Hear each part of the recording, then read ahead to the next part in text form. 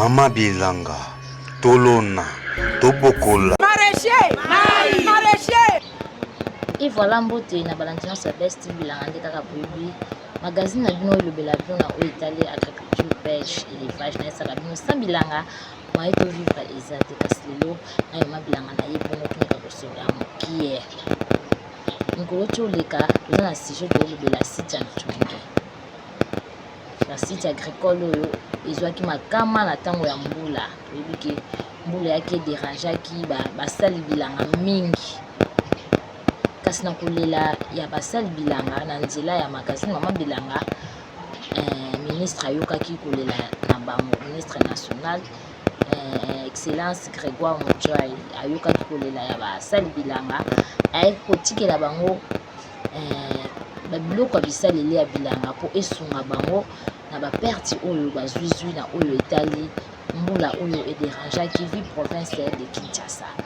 Mais avant to koma tolanda nano ba image oyo avant ministre aya na site ya Twenge lolenge nini elekelaki lolenge nini bandai kolela toujours na micro ya Mama Bilanga kasi excellence monsieur Grégoire Mutchwai ayokaki kolela na bango na nzela ya Mama Bilanga ayaki kopesa bango quelque bisalelo ngana bino ensemble matolanda na ba image ndenge bongo na réseau leka totala na ndenge elikelaki kuna na kati ya site ya Twenge tango bazindaki na mpela babenga yango mpela donc mpela tango yaki ememaki bango babilanga nyonso bele batikalaki vraiment maboko 0-0 tolanda na image oyo ensemble ngai elongo magazine Mama Bilanga ya yo message yango toyebi ke yo pe olobelaka Mama Bilanga ba image ya ngwana preuve à l'appui ba sinistre oyo ya makasi na kati ya ville ya Kinshasa baza na kati ya site agricole Twenge ba sinistre nde baza awa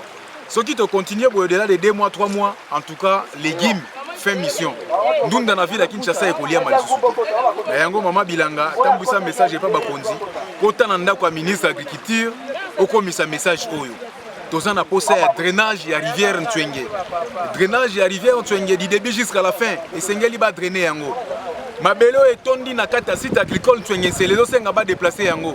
Mabele wana ezosenga ba luka place ba kende classer yango. Bazongisa ngo lisusu likola ngomba te. Mama Bilanga lobela biso kota na ndako ya ministre agriculture, kota na ndako ya président de la République, message oye koma. Soki atiki biso boye en tout cas eza pasi. Asa le fora sunga biso atana ponclin moko to mibale na ben moko elongola mabele oyo eluka place ekende bwaka yango puisque mabele ezebele à chaque fois mbule ezobeta mai na biso etambola kanzela moko na mabele yango moni rivière mobimba ekomi sablonné mai ezoyeba susu nzela kokende te nde ekosala brèche oyo ya monene en tout cas message nazalaki nango ya kolekisa pa ya bakonzi mboka yango merci.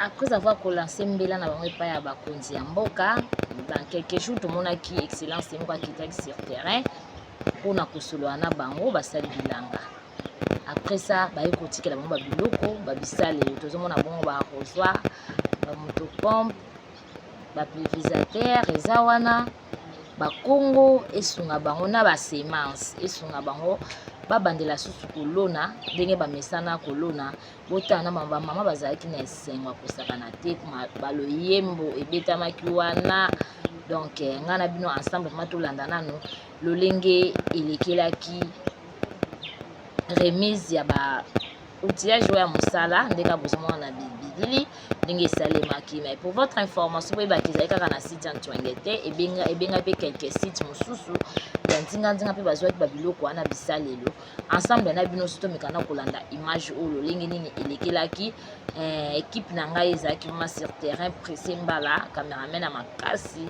donc mwana mama ye vraiment azalaki wana sur terrain mpona kozula bino actualité oyo tolanda ensemble nga na bino elongo. Allô, mbote papa ministre ya agriculture papa Grégoire totondi yo botondi biso ba Mama Bilanga tozalaki lokola ba mama o babota te lokola bana o bakufeli ba parents kasi papa ministre obosanaki biso te kolela na biso za koyoka maya miso za komona bilanga epasuki ezindi mbula ebebisi kasi lokola mwana akena mobembo ozongi suna ndaka baboti obosani biso te opesi biso kongo opesi ozwa opesi semence po ete pulvérisateur soki ebebi toyeba kopompe po ete tozongela su bilanga oyo totangiselaki yo tokotangisela mpe baleki papa na wana mpenza totondi yo botondi biso bamama tobakiseli yo su botondi mpo oyebi yango ke liloba ya mama liloba o nzambe apesa biso totondi yo botondi topamboli yo tobakisi ya mingi na yango wana soki nzambe apesa o 80 biso bamama tobakisi 24 po ovivre so ata 104 po toyebi eke mbula ekoya ozonga lisusu ana nswenge yango wana papa totondi yo botondi na kombo ya bamama nyonso ya bilanga topesi yo merci merci merci bamama mpe tolobi matondi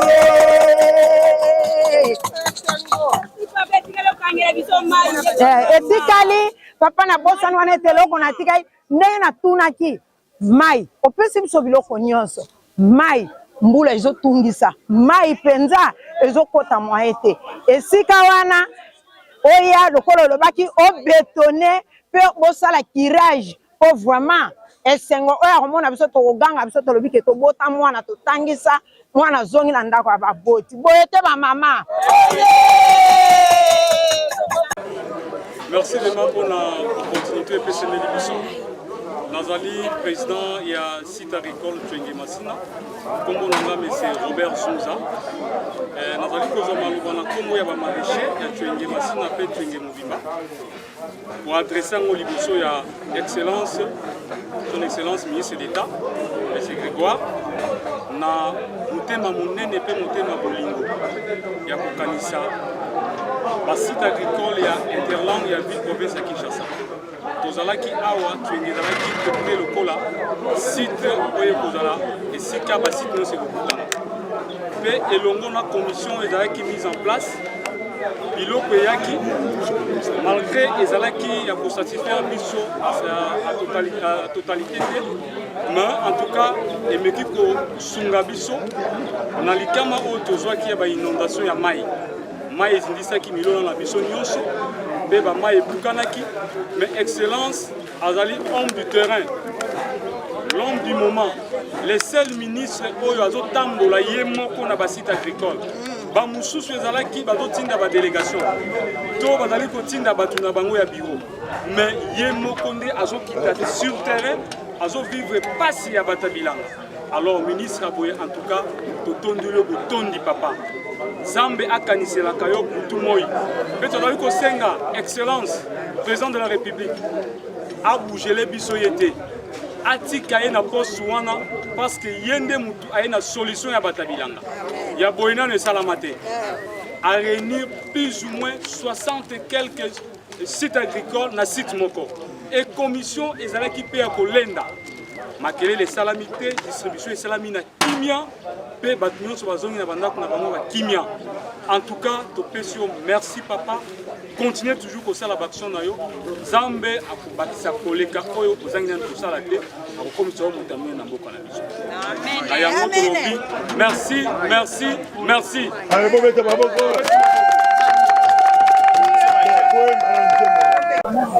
Le centre de Ntwenge nourrit toute la ville de Kinshasa. Vous vous souvenez, à l'entrée de l'AFDEL, toutes les routes étaient bloquées, mais c'est Ntwenge ici qui nourrissait la ville de Kinshasa. Je suis le coordonnateur ici, malgré les multiples difficultés que nous avons, mais nous vous remercions vraiment sincèrement. Les matériels ont été distribués à bonne et due forme. Les semences ont été distribuées à bonne et due forme. Mais ce qui nous dérange présentement, Mes Excellences, c'est la drèche. La drèche là que vous avez visitée, nous avons besoin que ces drèches-là soient vraiment fermées pour que la saison aille ici, que les mamans puissent produire en abondance. Qu'ils puissent vraiment produire en abondance pour nourrir la ville de Kinshasa.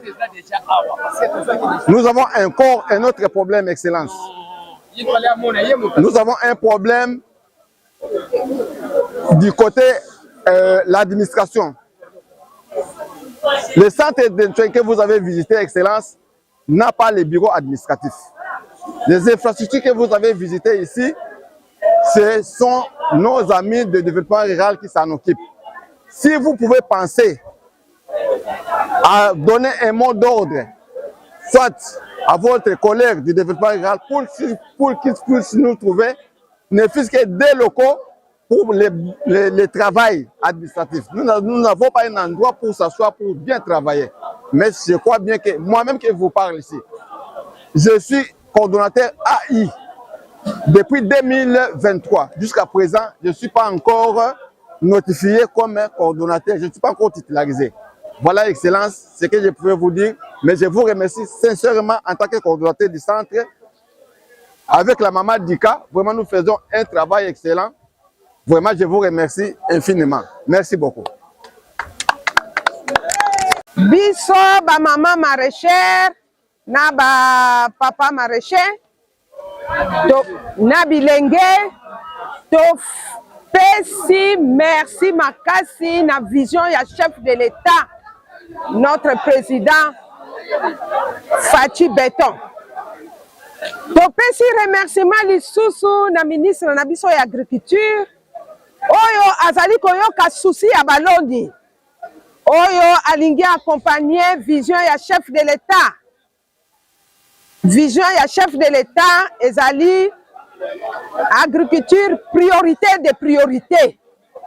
Po biso nde mutu tondimi musala ya kolona ya kobokola tozali kosenga accompagnement ya gouvernement. Yango lelo tosepeli tomoni ke a rassembler presque ba site nyonso tu ya ba maraîcher. Malgré na ba site mususu toza na ba difficulté ya spoliation na ba faux coutumier baza kolinga kotika biso baloni te baya kolona bandaku tosengi na ministre ya agriculture accompagner ba site nyonso tu ya ba maraîcher parce que tango tozalaka na président Mobutu depuis 1978 abimiselaki biso arrêté et puis apesaki na périphérique ya Kinshasa nyonso tu ba site ya ba maraîcher. Mais na mokolo ya lelo ba site na biso ezali spolié. Donc ba boto la ba site batonga bandaku. Yango wana biso ba maraîcher awa na kati ya site ya Swenge awa plus de 6000 maraîcher bazali awa. Ngai na wuti na vallée de la Funa. Na chaka makelele mingi pona vallée de la site ya vallée de la Funa na côté ya campus. Biso kuna tozali na 7 km oyo ezali ko contenir à peu près plus de 5000 maraîchers. Donc soki totangi ba site nyonso tozali une bombe lelo soki tolobi ba maraîcher batondisa stade du 20 mai na bandi tokozwa na place te na martyr tokozwa place te ya kotia baloni ba maraîcher mais ba maraîcher bazali abandonné. Mais lelo yo tosepeli présence il y a ministre de l'agriculture, na vision chef de l'État pour dire que l'agriculture c'est priorité de priorité. Pays yango ezo mema économie en mboka. Tozali ko laissa population lelo soki ba maraîcher ba bi basala te toko importer te. Yango wana papa ministre to pesi yo longonya mingi na ndenge ozali ko kanisa ba maraîcher ko pesa biso biloko na biso ya kolona babiloko na biso ya misala yango wana tosengi merci ezala mbala ya liboso te ezala pe mbala ya suka te tokontinue na biso elongo mpona exemple oyo uti kolakisa awa baministre baleka basala yango te mais awa lelo tomoni ke ministre na biso ya agriculture oyo azali agronome ayebi mosala ya baloni azali ingénieur agronome yango wana batieli biso mpena moto ye motuya topesi papa merci merci na chef de l'État merci lisusu na ministre na biso ya agriculture en tout cas nzamba pambola bino ke musala ya baloni ekende liboso pe bo encadrer biso baloni merci beaucoup. Je suis ingénieur Zomo Sabel, TDR, chef de bureau chargé des sites agricoles. Ici, j'interviens dans le cadre de mes attributions de sites agricoles. La plupart des sites agricoles Excellence sont déjà spoliés par les chefs coutumiers, tous les sites agricoles. nous demandons votre faveur, votre intervention pour qu'on récupère, peu soit-il, même Ding et grand site agricole spoliés par les tiers, des chefs coutumiers en complicité des autorités en place. Nous suggérons aussi, oui, Tchouenge Massina, vallée de la Founa, en bas des campus là-bas, tout est spolié. Mikonga, spolié par les chefs coutumiers. Mikonga, c'est spolié, tous les sites sont spoliés. Alors je propose à ce qu'on renouvelle, qu'on ouvre, qu'on cherche, qu'on crée d'autres sites agricoles, là où la spoliation n'est pas encore arrivée. Le long de Poulmalebo, il y a possible. Donc, nous devons sécuriser. Nous sommes spoliés et puis nous ne sommes pas couverts par des titres juridiques. Les chefs coutumiers s'emparent, ma belle main, alors que sol et sous-sol appartiennent à l'État. Surtout la création de nouveaux sites. Création de nouveaux sites agricoles, c'est ce que nous implorons votre intervention avec la DICA, Direction des centres agricoles, du gouvernement central, qu'on crée d'autres sites agricoles. C'est possible, il y en a les Poulmalebo. Nous avons sonné, pendant la saison sèche, on a trouvé 5 ou 6 lieux qu'on peut créer des sites agricoles. Après la période de saison de pluie, d'ici 2-3 jours, ça va s'en aller, on crée de nouveaux sites agricoles. On va sécuriser, on va nourrir, on va alimenter la ville de Kinshasa et les périphériques. C'est sur ce point que j'implore pour que l'excellence intervienne pour qu'on crée d'autres sites agricoles et qu'on récupère, tant soit peu. On nous trouve aussi la sécurisation des sites agricoles, notamment des titres juridiques. Nos sites ne sont pas couverts. Et puis travailler à pied dans beaucoup de sites, plus de 37 sites agricoles, faire les pieds individuels, à mes frères, c'est impossible. Si vous pouvez doter aussi, ne fût-ce que 2 motos à DICA, Direction des centres agricoles, pour accomplir les tâches des sites agricoles qui est vaste, ça nous sera salutaire et je vous remercie. Bonjour, comme on a Maman Viviane, nazali ko évoluer mingi côté à Bilanga, na vallée de la Founa, et puis na basite msusu ya Lutendele. Nazali Maman Oyo, nazali ko encadrer ba maraîcher na kati ya vallée de la Founa, comme présidente ya ba maman maraîchère ya vallée de la Founa. Lelo toyaki awa ndenge ministre aye ko accompagner biso na ba intrant a valoriser lisusu musala na biso ya baloni nde tosepeli makasi ndenge tozwi ba rosoir, tozwi ba Congo, tozwi ba misala nyonso ba mama bilanga basalelaka. Eloko nde ya pasi mingi ezali kaka ndenge tozoko perdre ba site na biso, or biso nde mutu tozoko lesa ville province ya Kinshasa. Toza na ba rete na biso oyo ministre ya développement rural provincial na division ya développement rural oyo bakompanyaka biso na kati ya basite na biso. Mais ba maraîcher bazali penza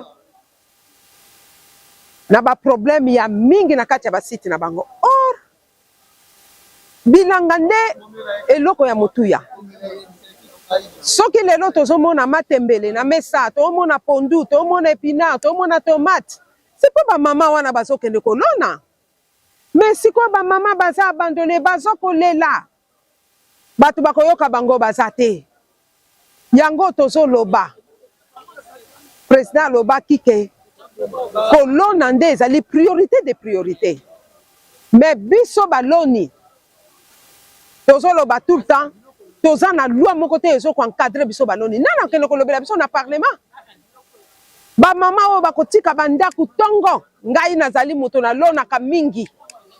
Na ba mama bilanga tozali kolona. La mo tozali ko bokola pe basoso. Tozo bokola bangulu. Mais okomona ba militaire, ba policier, bazo ya ko benga na biso bisika tozo lona.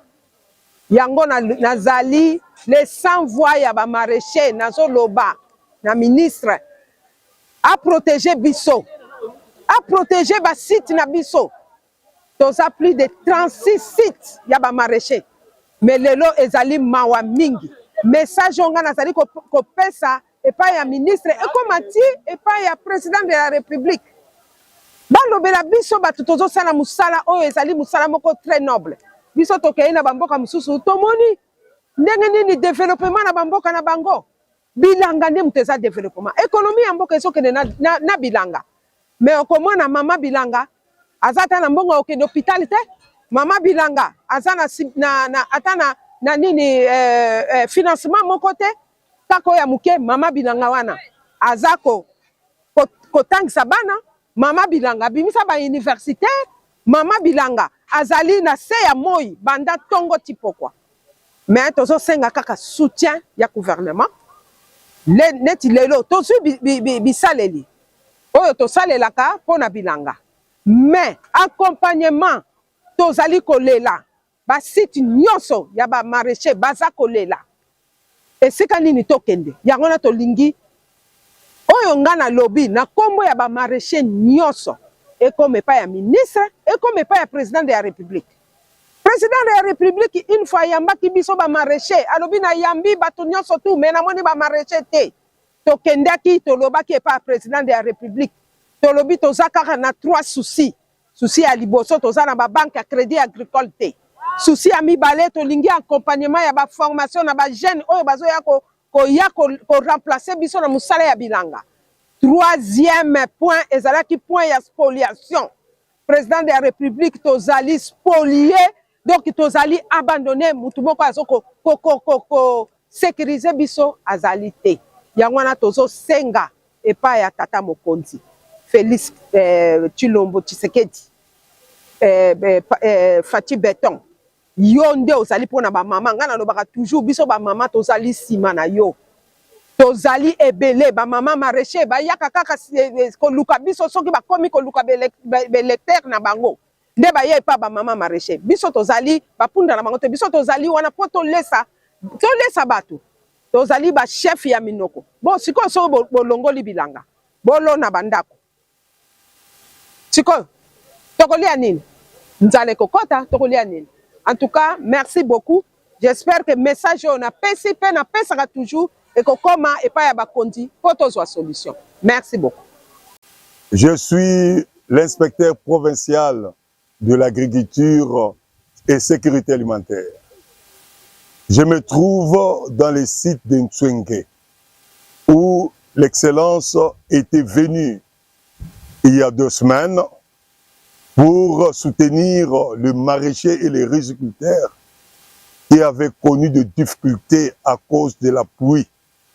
L'eau avait inondé le terrain, ils ont perdu la quasi-totalité de leur récolte. Comme un bon papa, car c'est lui le papa dans ce secteur-là, il a manifesté cette volonté de les soutenir. Et parmi les sites bénéficiaires, nous avons constaté la joie, la paix, malgré que les intrants d'appui étaient insuffisants, mais nous avons fait de notre mieux pour que chacun puisse recevoir le minimum possible afin qu'ils puissent continuer leurs activités. Et si je parle aujourd'hui, je voulais que nous avons reçu plusieurs ministres, mais nous sommes beaucoup plus attachés à la personne de son Excellence, Monsieur le ministre de l'Agriculture, l'Excellence Grégoire, parce qu'il ne restait pas au bureau. C'était monsieur de l'itinérance. Il est tout le temps à côté des exploitants et il est mieux placé pour écouter les préoccupations et il descend pour donner des solutions. En tout cas, nous sommes très satisfaits dans sa méthodologie de faire. Il parle très peu, mais il fait beaucoup de choses. Peut-être la plupart ne connaissent pas, ne voient pas. Mais nous qui sommes sur le terrain, nous les constatons. Les traces des activités à impact visible. Oui, ça a commencé. L'agriculture, ce n'est pas dans une année.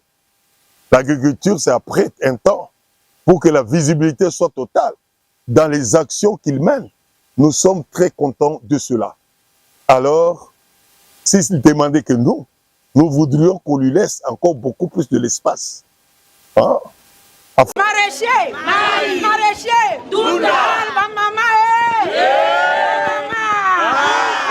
banani, banoni, tolona kanini, Dunda, Matembele, aubergine, solo, concombre, Nayango, papa, ayo pesi biso semence.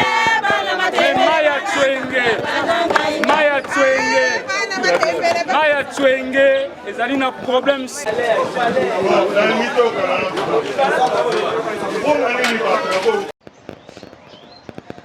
Voilà, biso magasin Mabilanga topesi kaka coup de chapeau na ministre ya agriculture papa boinde ezalaka donc wana vraiment ezalaka domaine na yo faut kitaka sur terrain faut vraiment mbela ya bato ekomelaka wana mato faut pe réaction vraiment ezalaka donc tosepeli vraiment na réaction na ndenge esalemi sur terrain donc merci mingi na bandeko nyonso bakomelaka biso babengaka biso na esaka bino toza na posa oyebana osalaka bilanga na yo oza na ferme na yo contacter biso vraiment okozala décidé désormais chaque dimanche na RTCE na chaîne catholique soki oza na posa ozwa baactualité na oyo etali agriculture ya RDC dans la chaîne wana vraiment 15h ka soki ebeti ata ozalaki na nzela welela koma na palin mpo vraiment actualité kitoko masolo kitoko koleka vraiment na chaîne na bino wana RTCE chaîne catholique na chaîne YouTube ndeka bomesana na Best TV Bilanga kuna kutu nde liwa soko beti Best TV Bilanga omona ba intégralité nyonso naza posa actualité ya Maniema okozwa oya Kasai oya Congo Central o bandundu donc na kati ya site wana vraiment okozwa na oyo etali bilanga kuna eza kaka agriculture pêche élevage tolo na pe tobokola soki obokolaka te osalaka agriculture te vraiment désolé bosabone vraiment bopartage bavideo kosala vraiment bien makasi merci beaucoup na équipe technique na nga namoni bongo Silon Finjuzi les images qui parlent Pressé Mbala cameraman na makasi wana mwana mama Benjamin pe na bosani te Renaissance na bosani bino te micro d'or Eli Malonda, est-ce que nous vous allez vraiment bambote na bino ebili na esaka bino ke na paradis ça les ara mibale agriculture na élevage yo kosala mosala nini tolo na pe